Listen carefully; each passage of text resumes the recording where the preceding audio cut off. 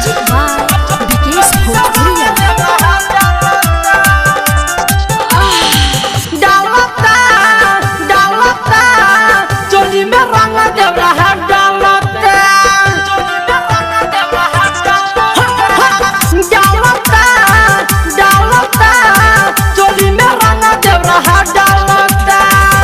लेके स्प्राइट हमारा मुँह में ढालता डालता डालता चोली में रंग देव रहा डालता डालता डालता चोली में रंग देव रहा डालता लेके स्प्राइट हमारा मुँह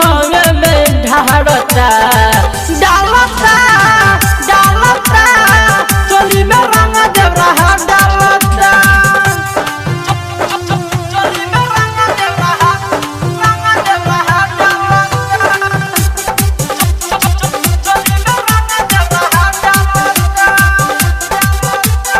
तिलो की रिकॉर्डिंग स्टूडियो छाना में।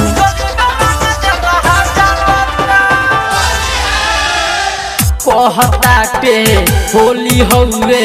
करना भौजी हमके हे माना हो करना भौजी हमके हे माना हो करना भौजी ए भौजी सुना ना कहताटे होली हौवे करना भौजी हमके हे माना हो बिना रंगले हे जाई बनाही आज तोहर खा जाना हो कीर्तनो मनाई हमारा बतिया के टहलता डालता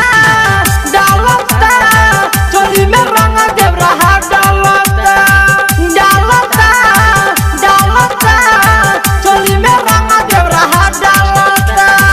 चोली में रंग देव रहा डालता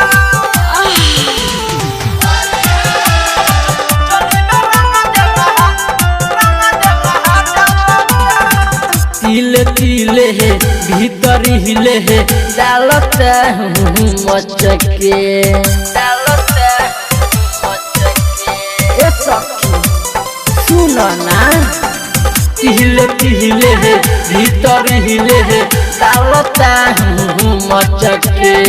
सुनो ये सखी बड़ी अमित से है जाई कहाँ वहाँ बचके सोहन सजनवा धके है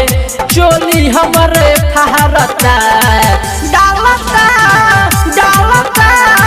चोली में रंग देव रहा डालता डालता डालता चोली में रंग देव रहा डालता लेके स्प्राइट हमारा मुँह में ढालता डालता डालता चोली में रंग देव रहा डालता तिलो की रिकॉर्डिंग स्टूडियो